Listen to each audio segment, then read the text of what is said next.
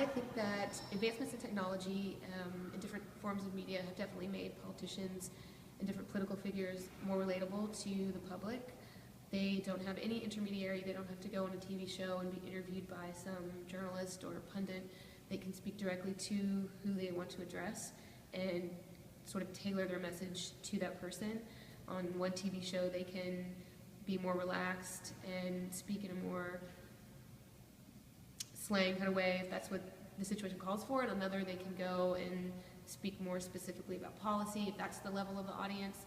So they can really control how they are with people in each individual setting. And so I think it definitely makes them more relatable, whether or not it's fake or genuine.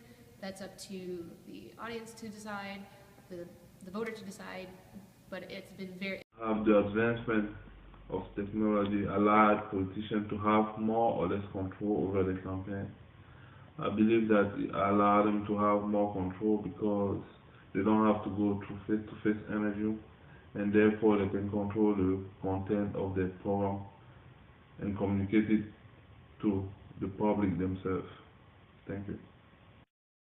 I think a bunch of different groups are affected by the changes in technology.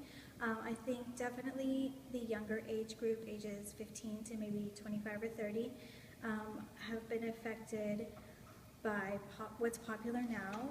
For example, Netflix seems to have a lot of TV shows and information about politics that didn't used to be available. House of Cards and shows about politicians seem to be really popular now. Also, I think that there's newer target audiences.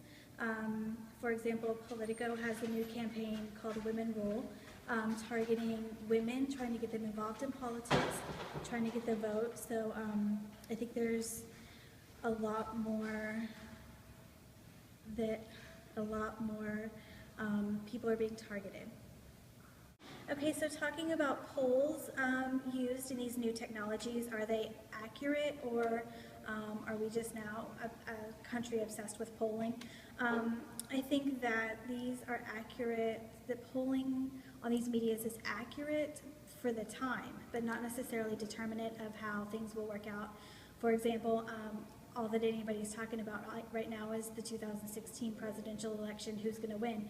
So we already know basically that if the country voted a month ago, it was going to be Hillary Clinton and Chris Christie, but is that really determinant of how the country's going to vote in 2 years? Not necessarily, because we don't even know if those people are going to vote. Hi, the question was raised, why do politicians use social media to target certain audiences?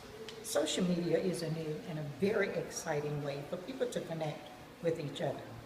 Politicians can make calls to certain areas via their social media presence and rely on their followers to spread the message for them, such as changing their profile pictures to the candidate or party that they support, email follow-ups for announcements made through social media will also help drive home the message of the politicians. Politicians can use social media to reconnect, most importantly, with their base and to learn what their constituents want and what they need to do to ensure that they get their vote. Let's be honest, social media is much cheaper than television or radio. Politicians are just like business people. They're looking for the most economical ways to reach their audience, their target base, and keep down the cost.